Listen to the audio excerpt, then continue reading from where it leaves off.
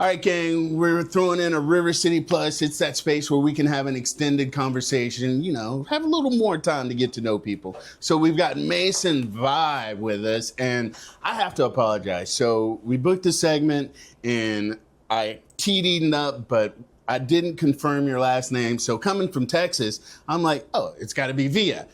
No, it's Mason Vi, so I apologize for that. Oh, no, it's all good, man.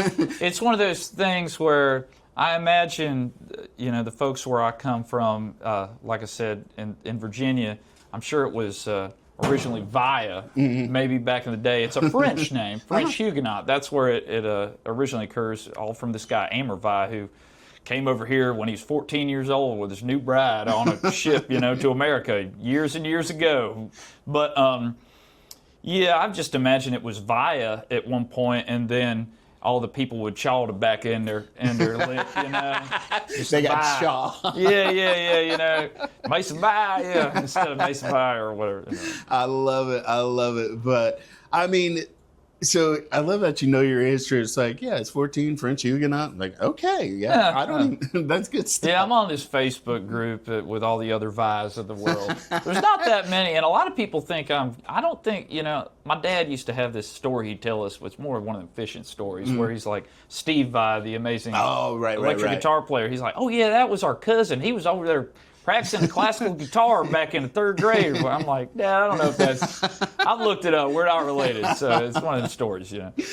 So, if you don't know Mason, you aren't really deep into the bluegrass scene, but you have got a long musical history. And so you need to go back and watch his performance. It's going to be on rivercitylivetv.com. And what I commend you for is watching you perform, you always know where the cameras are. And I'm like, is that from your experience because you were on American Idol? Is that No, y'all got these little lights on each one when it's going to change over. And so I was just trying to follow that along. Honestly, it's kind of distracting, but I was trying to do my best. You did well, and kudos, because, I mean, most people, they stay focused, and I'm like, he knows where the camera is. You are a seasoned. Well played, sir. Well played. So let's get into your background. Man. So you played with some big names. You say your dad is kind of, he had a musical background, and that's kind of what got you into it? Yeah, within the North Carolina, Virginia, kind of East Coast hillbilly jamgrass scene is what they call it. He had, you know, kind of a presence, a little bit of following. He had this band called the Corn Tornado, which, if you don't know what a corn tornado is, it's when you got a jar of moonshine and you swirl it around and you find the proof the old mountain way by when the little beads or the bubbles come up. But anyway, so that was his band name. I love it. Yeah, he toured around, and so I got into music through him and my mom, who encouraged me to actually go and take lessons and pursue this, and so very thankful for her. Was it because he was in the bluegrass, that's what you naturally gravitated to? Yeah, I think so.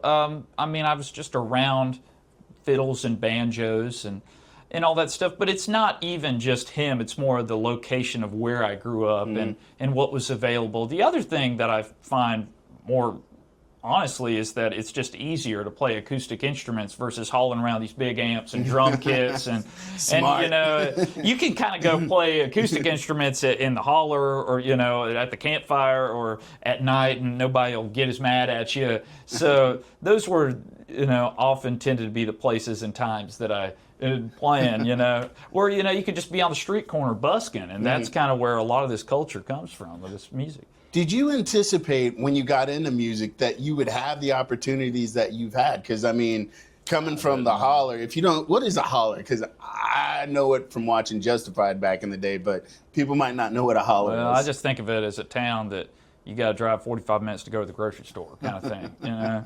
And just living out in the woods, basically, in the hills and hollers of literally at the foot of a mountain at Hanging Rock. The closest place I could tell you where I grew up is Hanging Rock State Park in North Carolina, like I said, on the border of Virginia.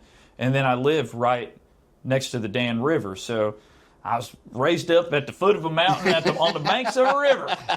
You know, that's pretty country. But then, so then the other closest town that, because you might not be familiar, especially a lot of people here in Florida, with Hanging Rock State Park, but the closest place I could tell you is Mount Airy, North Carolina, and you might be familiar with that because of Mayberry and the Andy Griffith show, and that's where they based the show off of. Okay. So it's that kind of small town America, and you know the Darlings, the Dillards, that kind of picking and grinning was really what I grew up around and was inspired by. But I'm saying, so coming from that, did you anticipate that you would have the opportunity? Because I mean, now you're in Florida, but you've toured around the country, around the world even? Yeah. You know, when I was touring with Old Crow Medicine Show, who I was a member of for 3.5 years, we did some touring in Europe and actually played Europe's largest country music festival, which was amazing to get to do that. You know, 4 different countries in 4 days, so that was wild. Wait, before you get into, did you realize country was that big internationally? Oh, they even like it more over there. It's wild. What? You know, when we went to London, I mean, I tell you, they just love that country music. They really do. They get into it, really. But so 4 countries, 4 days. Yeah, and that was a wild experience because we had to cross borders in the middle of the night and get on these ferries just so we could make the gig. So we were running on like 1 hour of sleep each night, which was...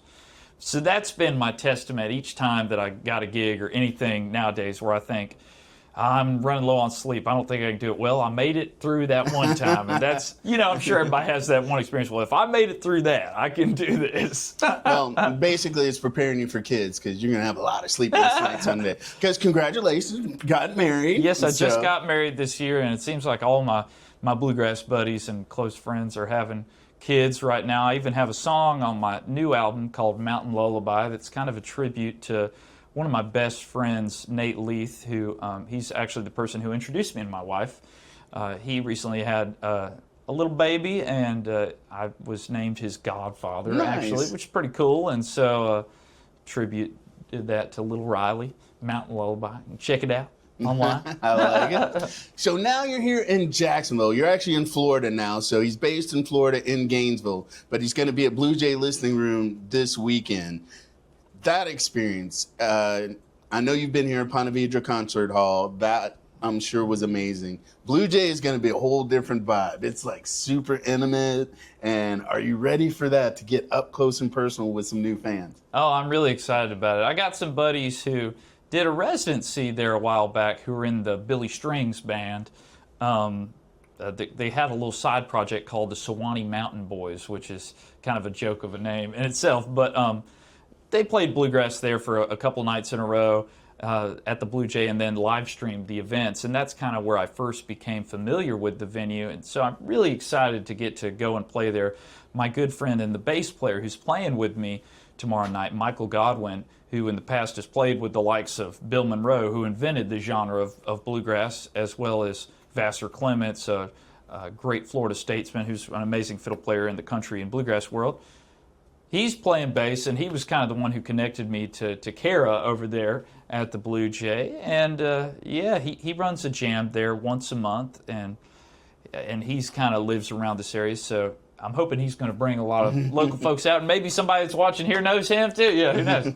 It's going to be a party. So if you've never been to Blue Jay, it's a small, intimate setting where everybody really gets the opportunity to unplug, put your phones down, and just be in the moment with the performers. So I'm super excited because Kara always aces with the group she brings in, and she sends you guys over to us to hang out. And so much love to Blue Jay for all they're doing for the music scene locally and internationally. It's always different flavors. And man, break a leg. Anytime you come back to Jacksonville, holler at us. We'll hang out. Yeah, and I mean, it looks like you need to eat a meal, so I'll take you out and show you some places to eat, man. Well, yeah, let's definitely find something. Yeah, I'm hungry, seriously. So hit them with your socials. Where can they follow you? You can find me at Mason Vi Music on most any of the socials. I'm on the TikTok, Spotify, Apple Music, YouTube, Facebook, Instagram. You can find me on any and all of them, wherever you find it, your music, or wherever you spend your time online.